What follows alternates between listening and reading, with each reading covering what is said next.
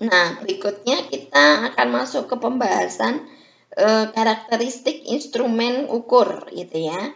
Nah, ini kemarin Ibu sudah memberitahu bahwa ada dua macam karakteristik instrumen. Yang pertama karakteristik statik dan dinamik gitu ya. Nah, yang pertama kita akan coba bahas tentang instrumentasi kromatografi gitu ya. Apa sih itu kromatografi gitu ya? Jadi kromatografi adalah suatu proses pemisahan yang mana analit-analit dalam sampel terdistribusi antara dua fase, yaitu fase diam dan fase gerak. Nah, fase diam itu sendiri dapat berupa bahan padat atau porus dalam bentuk kecil atau dalam bentuk cairan yang dilapiskan pada pendukung padat atau dilapiskan pada dinding kolom gitu ya. Nah, untuk yang fase gerak itu dapat berupa gas atau cairan. Nah, biasanya instrumentasi kromatografi memang peruntukannya untuk fase gas. Makanya mungkin kalian sempat pernah dengar namanya GC gitu ya tulisannya. Nah, ada yang GCMS, ada GC saja. Nah, gitu ya. Jadi speknya memang beda-beda.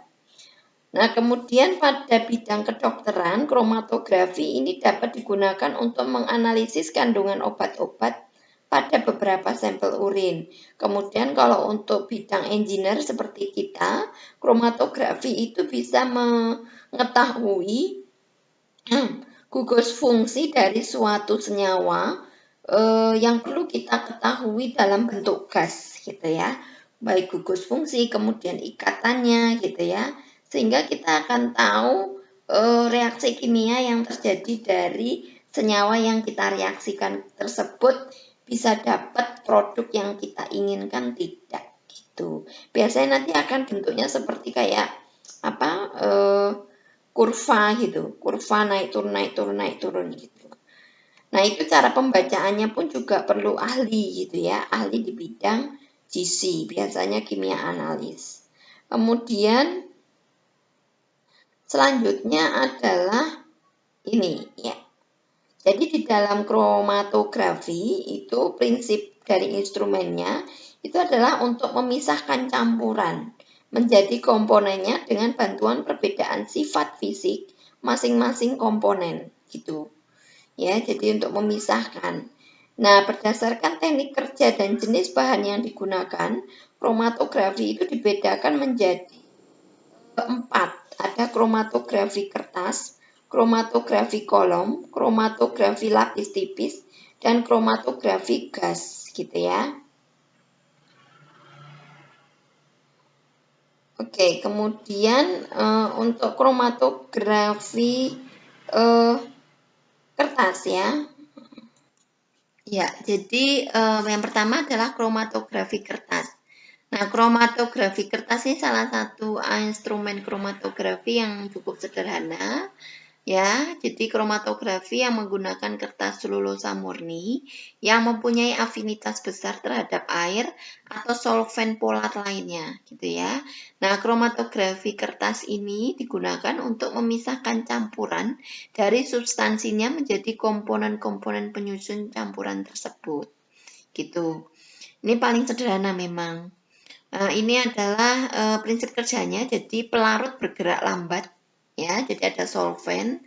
Jadi dipastikan dulu nanti senyawa yang akan masuk ke instrumen tersebut itu menggunakan solvent yang cocok, gitu ya, solvent yang cocok. Nah, nanti setelah sudah bergerak menuju ke kertas selulosa tadi, komponen-komponen tadi bergerak pada laju yang berbeda-beda, gitu. Nah, dan campuran dipisahkan berdasarkan pada perbedaan bercak warna. Jadi kurang lebihnya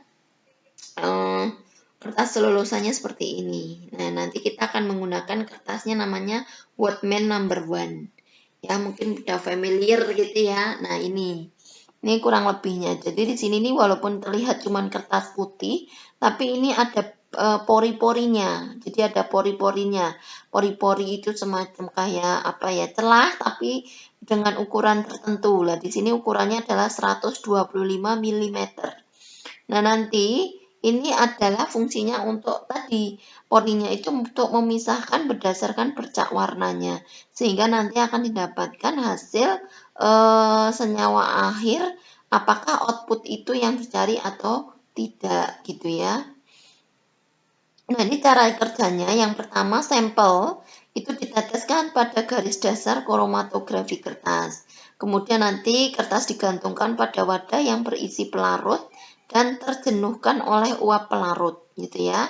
Kemudian nanti penjenuhan udara dengan uap menghentikan penguapan pelarutnya, sama halnya dengan pergerakan pelarut pada kertas gitu. Nah, nanti setelah itu akan ada seperti ini bentuknya, inletnya ya. Nah, nanti akan masuk papernya kan di sini. Nah, nanti udah mulai terlihat nih kertas selulosannya sudah akan muncul bercak-bercak warna. Nah, nanti dia akan memisahkan diri sendiri-sendiri disesuaikan dengan warnanya tadi. Yang biru ya biru, pink ya pink, kuning ya kuning gitu ya. Nah, kemudian nanti, nah ini kurang lebihnya. Jadi nanti dia akan ngumpul jadi satu dulu, jadi satu. Kemudian nanti lama-lama dia akan misah, misah dan misah seperti itu. Ya. Nah, ini untuk yang kertas kurang lebih seperti ini ya. Nah, untuk materi hari ini Ibu rasa sampai kromatografi kertas dulu. Silahkan dipahami dari slide tadi sampai slide ini. Nanti apabila ada pertanyaan silahkan bisa wapri Ibu dari jam kerja hari Senin sampai Jumat jam 8 sampai jam 2 siang melalui wapri gitu saja. Nanti akan Ibu upload di psikologi ya 2 video ini. Kemudian di bawah video ini akan ada Ibu sisipkan prinsip kerja dari kromatografi kolom dengan menggunakan video dari referensi yang mewakili gitu ya. Silakan nanti disaksikan untuk bisa lebih jelasnya. Terima kasih. Mohon maaf apabila ada salah-salah kata. Ibu akhiri. Selamat pagi. Wassalamualaikum warahmatullahi wabarakatuh.